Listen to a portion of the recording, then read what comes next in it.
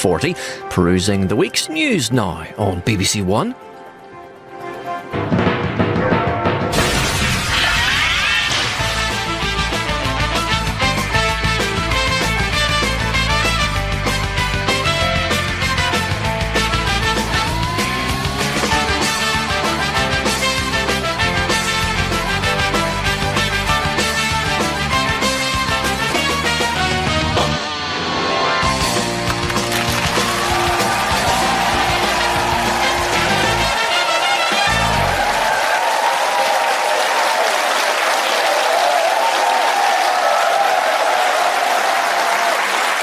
Welcome to Have I Got News for You? I'm Jo Brand. In the news this week, after Mike Amesbury loses the Labour whip for fighting with a constituent, Nigel Farage approaches him to join Reform, but isn't taking any chances.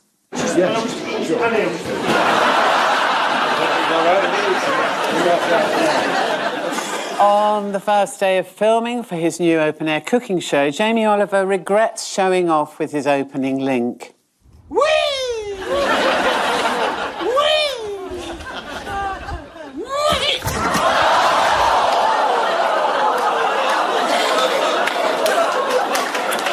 And at Zito's, the barman hears that Angela Rayner and a friend are just a couple of minutes away.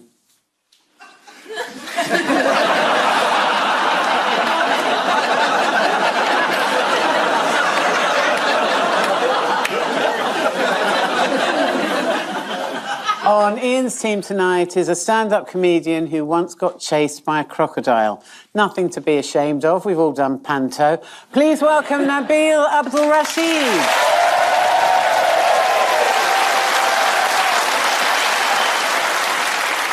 On Paul's team tonight is a journalist who, in his spare time, drinks in a pub he's built in his own back garden. You do realise you can just go for a walk to avoid your family, don't you? Please welcome Tom Peck.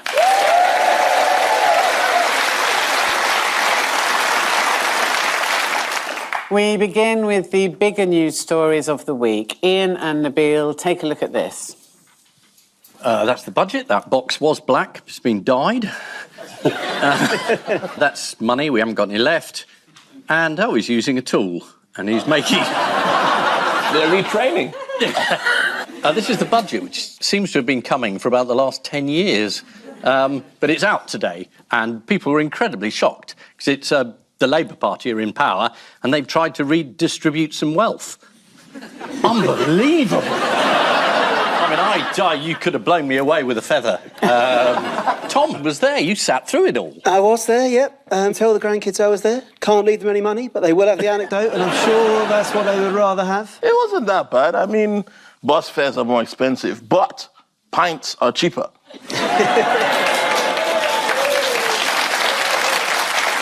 Which means yes, the night buses are going to be less crowded, but the people on it will be drunker. You get... So, black hole well and truly filled? 22 billion black hole. Now it turns out you need 40 billion to fill it. Well, now you've got to add on the VAT, the labour, parts. These go up and up and up. And they inherited the black hole from the Tories. Of course. I mean, so you've got to pay tax on that as well now.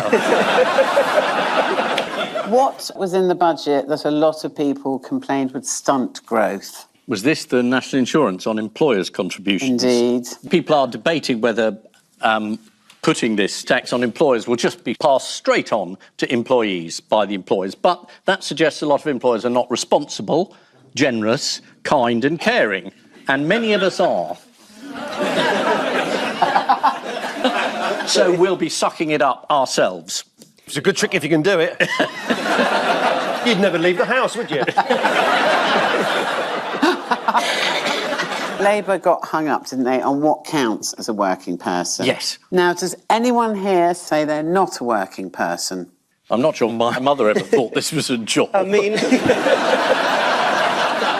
But you make it look like one. It's hard work. It is hard work. I mean, you must be quite upset, Ian, on behalf of all those non-doms who are going to lose their tax break. Yes, I mean, I'm just devastated. The idea that Lord Rothermere, the owner of the Mail, may lose his non-dom status. I mean, it's gutting. What sort of country do we live in? Not the same one as him. Jeremy Hunt was upset. What was he upset about? He's not Chancellor anymore. It is funny watching all the former Chancellors saying, this budget, I mean, it really isn't very good. Liz Truss, she did, she criticised the budget. And you thought, look, the country's still standing. A day later, it's a good budget.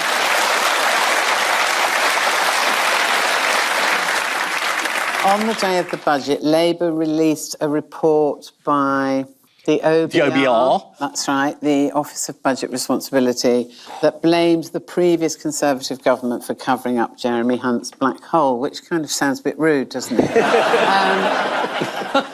Speaking on financial related inherited black holes, there is one issue that politicians, well, most sensible ones have danced around, but a couple doubled down on foolishly. Now, I have some opinions on the situation due to some of my affiliations, but if you'll pardon me. Reparations. Now,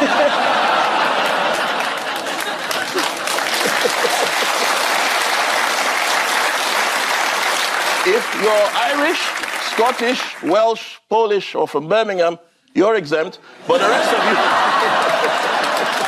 Wrap me my piece. Right, I'll get my purse in a minute, all right? Now, what did former egghead and useless Chancellor Kwasi Kwarteng say about the budget? I think he said my budget wasn't perfect. It was the understatement of this or any other century. Then he added but, didn't he?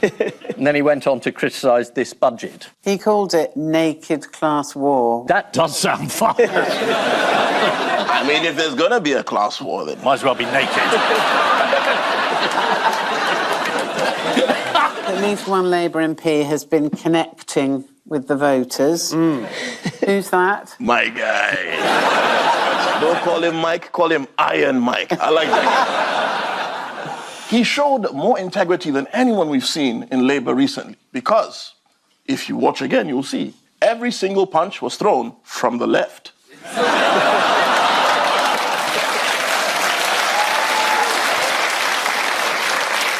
He is indeed battling Mike Amesbury, the MP for Runcorn and Helsby, and he had an altercation with a constituent at chucking out time, which was apparently about the forthcoming closure of the Sutton Weaver Swing Bridge, which carries the A56 over the Weaver. So understandably, feelings were running high. So this is the first Labour budget in 14 years. One controversial move was to raise the cap on single bus fares from £2 to £3. What the government don't seem to realise is that a lot of people have to use buses, especially if they bought a train ticket.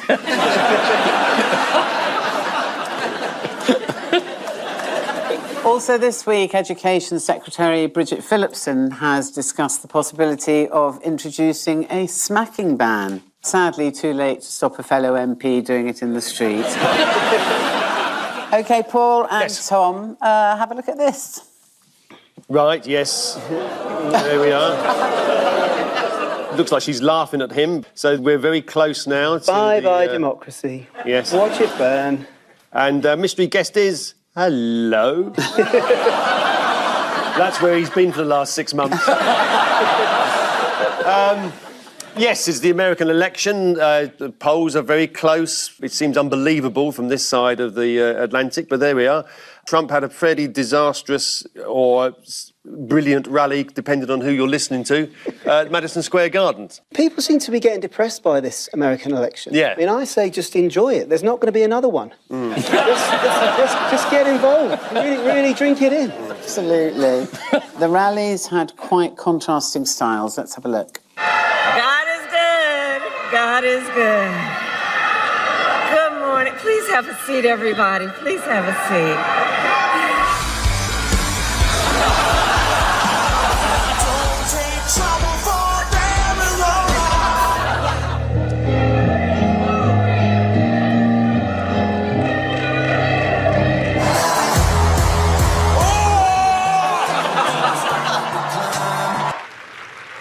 You might be seated in the presence of God.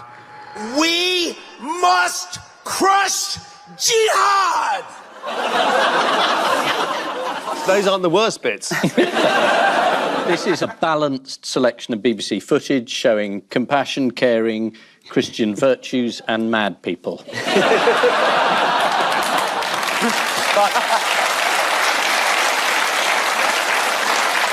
In proper BBC fashion, we're not saying which is which. No. He was just trying to stage like a normal Nazi rally. And then he got in a real pickle because someone said something completely inappropriate about Puerto Rico, calling it a floating island of garbage. Yeah, let's just see the clip. I don't know if you guys know this, but there's literally a floating island of garbage in the middle of the ocean right now. Yeah. I think it's called Puerto Rico.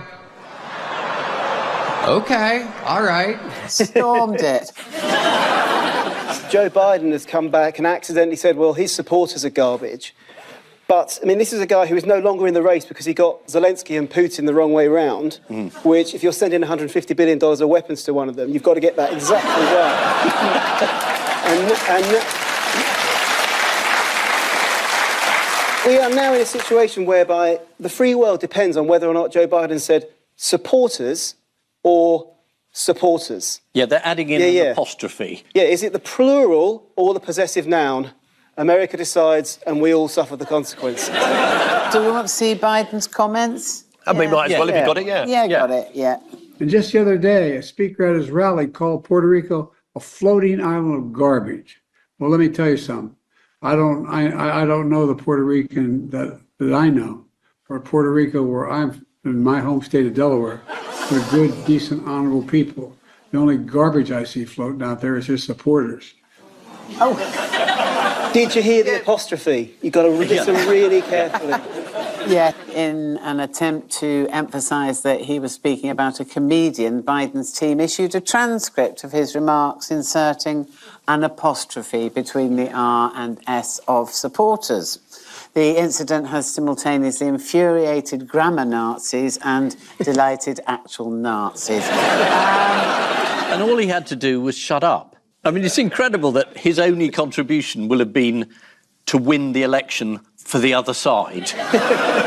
Yeah, but I mean, it's pretty mild compared to what Trump's guys have been saying. I mean, at the rally, there was a guy that said very strongly that Kamala Harris was the devil. Yeah, and Trump complained because people have been comparing him to Hitler, having forgotten that his own vice presidential candidate compared him to Hitler. Yeah.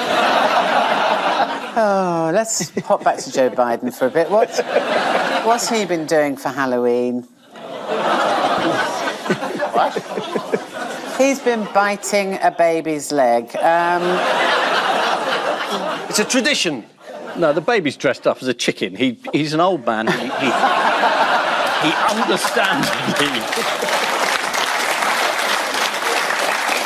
Who is Kamala Harris supposedly struggling to reach? Women? Is it women? Men. Everybody. Young men. Old women.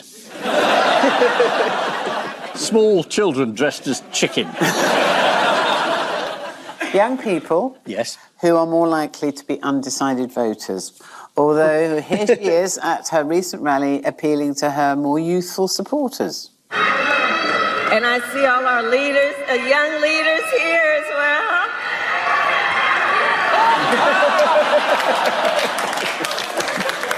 Now, how did the singing of the American national anthem cause controversy at a political debate this week? Somebody was drunk. I can't remember who was a female singer, but she was a bit drunk and she swore. Yes, indeed. Do you want to have a look? Yeah, go on, then.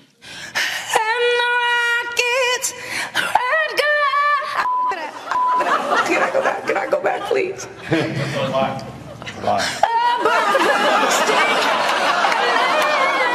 got so nervous. That is the American national. I mean, the guy had his hand on his heart. He should have had his hand over his ear. So this is the 2024 US election. Donald Trump is threatening to introduce the death penalty for certain immigrants found guilty of killing an American citizen, mainly to stop Melania putting a pillow over his face. And according to analysis, over the past few years, Trump's speeches have become darker, harsher, angrier, less focused, more profane, and increasingly fixated on the past. Sounds like me at Christmas. Donald Trump has been emphasising his personal belief in God and recently posted the following message. I love the Ten Commandments. Yeah, I've broken all of them. Exactly. I think that there is a catch. He sees them more as a to-do list.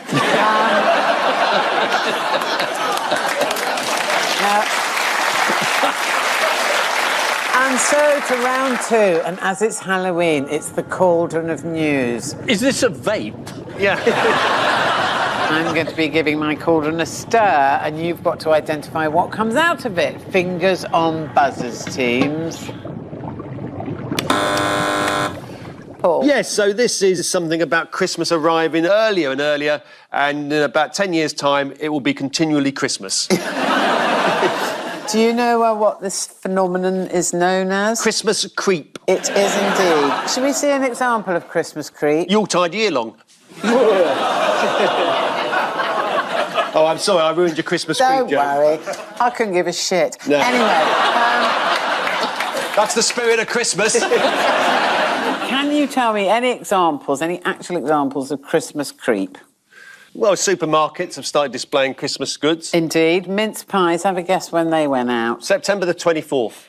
September the 7th, so not far off. Wow. And Christmas markets are also opening earlier and earlier, as this graph from The Guardian demonstrates. If anyone can actually work out what's going on there, I'll give you a mince When pie. did Birmingham get renamed Birmingham Frankfurt? Wasn't Brexit meant to end that sort of thing? Obviously, it was Halloween this week. Do you remember the boy who made a Halloween costume out of 340 Yorkshire puddings? Yes, he was on the other week, wasn't he? We had a picture He of him. was indeed. Yeah. What's he done now? Well, let's have a look at him and his dad on This Morning this week. Here we go. They played the ball. Hey! It was a great Okay, guys, hi there. Can you see? Yeah, let me bring you round. Hey, darling. Oh, you're very greasy, They aren't played the you? ball. Why is he wearing shorts? That's the only question you've got to ask. I don't mind the costume, but the chap's wearing shorts. Shouldn't he be reported for battering his kid?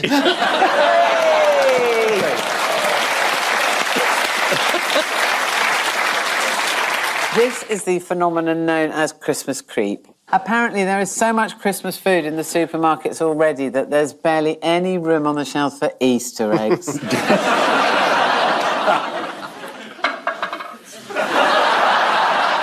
No one knew I had a wooden coil until that fell out.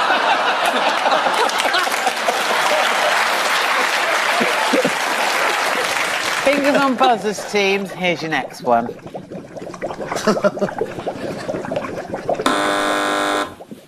Generation Z, as I believe they're called, apparently don't know how to queue at the bar. Or rather, they do know how to queue at the bar. They don't know that you're not meant to queue at the bar. And apparently, they're doing it because they learned how to do it in the pandemic, when that's what you did, and they don't know how to do any different. Are you telling me that young people today don't know how to approach a bar to get a drink? This can't be a true story, surely. They don't line up along the bar and jostle anymore. They stand in a proper queue. Isn't that to be applauded? You got us through the Blitz. Let's just have a look at a handy diagram from the Telegraph. Oh, right, yeah, this will explain everything. Okay. Sorry, I'm a non-pub goer, so I genuinely don't know. So who has right of way? The person who knows the barman. Most attractive person. Yeah. Well, I mean, there's one person who's in both queues. One has got his hands out, like he's got his arms out, like he's got no hands. I can't believe that this is a true story. No. But in the old days... Yeah. Which is, define the old days, so Ian, that means the 13th century. At a pinch. Yeah. If you had the plague, you'd get free drinks. Pork scratchings, nah, it's a touch of the bubonic, I'm afraid.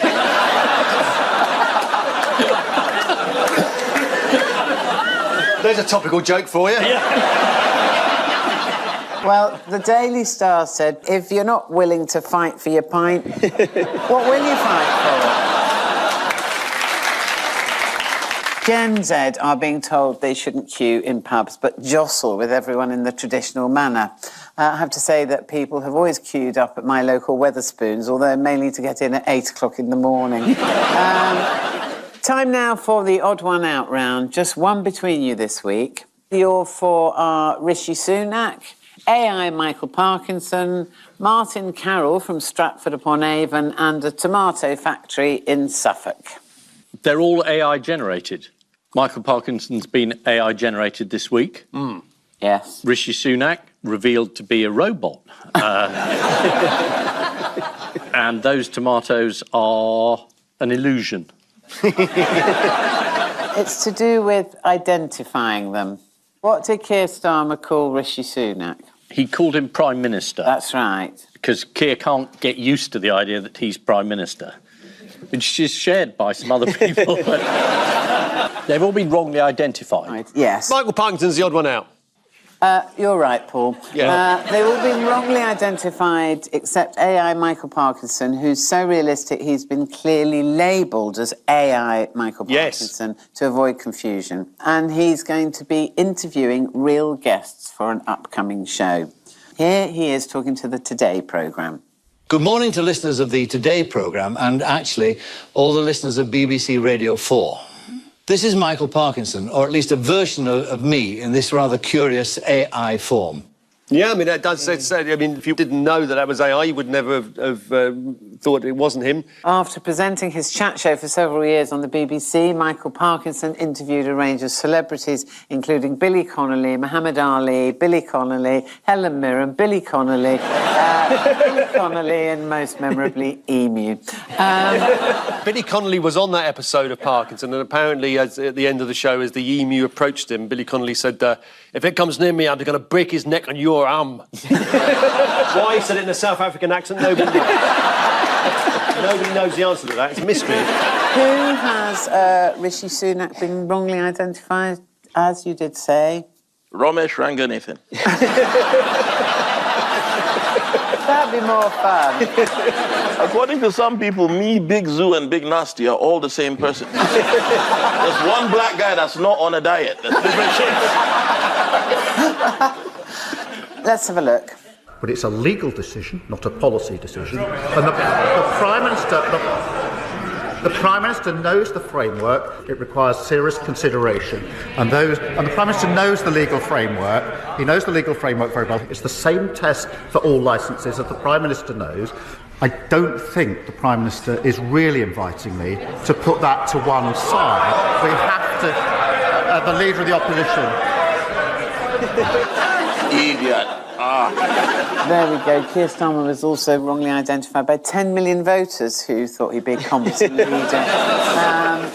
Now, who has this man been wrongly identified as? He looks like Rick Wakeman, but that's got nothing to do with it, is it? Well, you're in the right sphere. Music we're talking about, but it's not Rick Wakeman. Oh, is he Elvis? What about the audience? Anyone? Paul Weller. Oh, yes, yeah. that's right. So let's have a look at Paul Weller. Yeah. Where we go. I think he was given a free breakfast in a cafe in Wolverhampton because he looked like Paul Weller but wasn't Paul Weller. Wow. It was in Wolverhampton. He was actually out for a curry and he was approached 8 times for an autograph and had to repeatedly deny he was Paul Weller. But the staff would not listen and instead they put this on Facebook. The legend Paul Weller here dining tonight just before performing at the Halls. Such an amazing gentleman.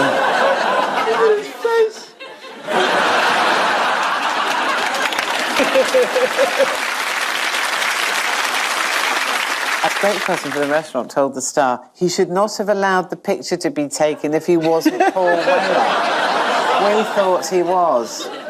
While one waitress said, we all had a good laugh about it. To be honest, I had no idea who it was.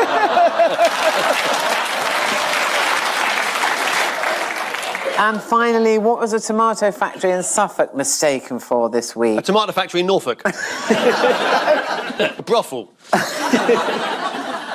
No. Dee Harrison from Ipswich was driving to work last Wednesday morning. Oh, yes! She thought she was seeing the Northern Lights. That's right. And it turned out to be the glow from the tomato factory. Here it is. Let's have a look at a picture. Apparently, Specsavers have genuinely now given her a free trip to Iceland to see the real Northern Lights. But she's gone to the local freezer centre instead. Time now for the Missing Words Round, which this week features as its guest publication Subterranea, the magazine of Subterranea Britannica, the society for fans of man-made underground structures. And we start with locals in Worcester resort to what to deal with rowdy seagulls? Oh, I know this one. It's sarcasm. Hello, Beaky. Oi, Beaky. I had hand jobs, but I thought it said Randy. I've only just noticed it says Rowdy.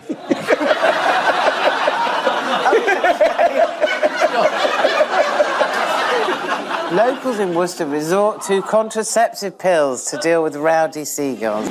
Are they taking the contraception, the locals? This will stop the seagulls.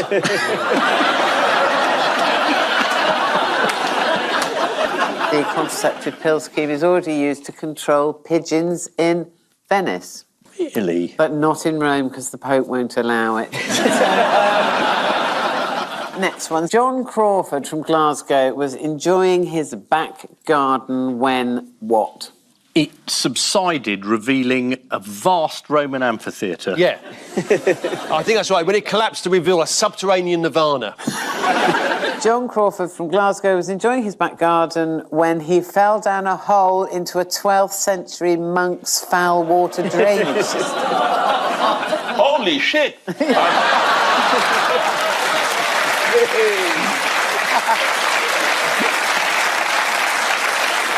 Now, finally, pensioner calls local rugby club to what? Pensioner calls local rugby club to voluntary services as a player. It might be a lady pensioner. Oh, calls rugby club to offer her services as a hooker.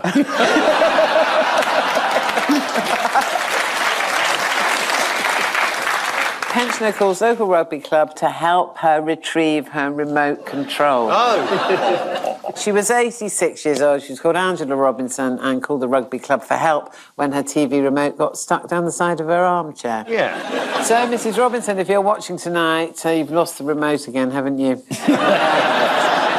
And the final scores are Ian and Nabil have 3 and Paul and Tom have 8. Oh, well done. On which note we say thank you to our panellists Ian Hislop and Nabil Abdul Rashid, Paul Merton and Tom Peck, and I leave you with the news that in Runcorn, one local regrets asking Labour MP Mike Amesbury how gardening leave is going.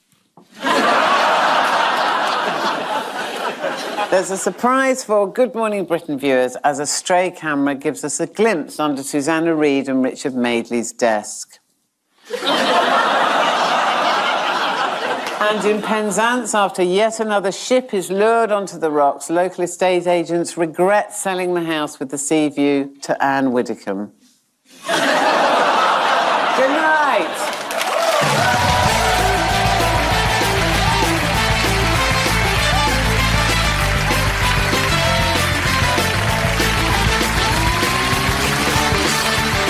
Sarah Cox shares the joy of reading with famous friends on iPlayer. Press red now for her book club Between the Covers. And in the latest Americast, trick or treating with Philadelphia's Republicans. Download the BBC Sounds app to listen now.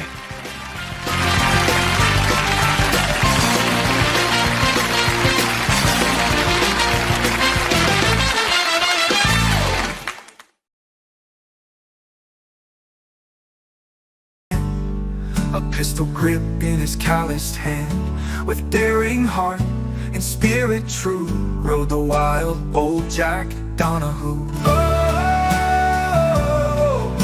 the outlaws, they still whisper by the light of a pale moon, of the rebel who fought through thunder, the ghost of Donahue's tomb.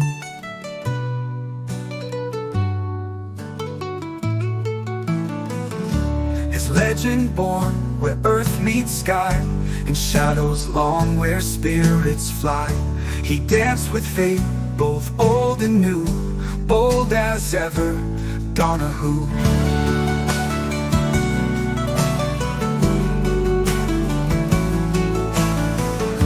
The lawmen tried but failed to snare the wily fox beyond compare.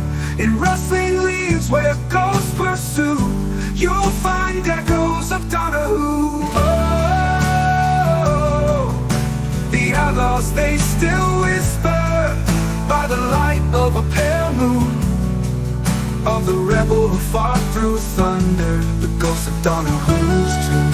6 years old, she was called Angela Robinson and called the rugby club for help when her TV remote got stuck down the side of her armchair. Yeah. So, Mrs. Robinson, if you're watching tonight, you've lost the remote again, haven't you? And the final scores are Ian and Nabil have 3 and Paul and Tom have 8. Oh, well done. On which note, we say thank you to our panellists, Ian Hislop and Nabil Abdul Rashid, Paul Merton and Tom Peck. And I leave you with the news that in Runcorn, one local regrets asking Labour MP Mike Amesbury how gardening leave is going.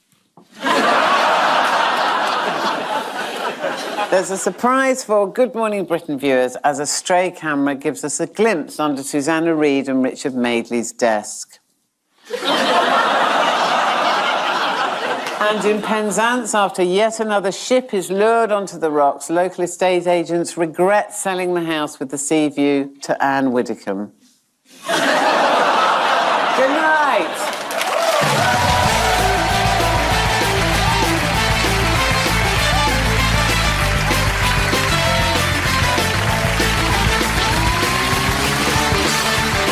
Sarah Cox shares the joy of reading with famous friends on iPlayer. Press red now for her book club, Between the Covers. And in the latest Americast, Trick or Treating with Philadelphia's Republicans. Download the BBC Sounds app to listen now.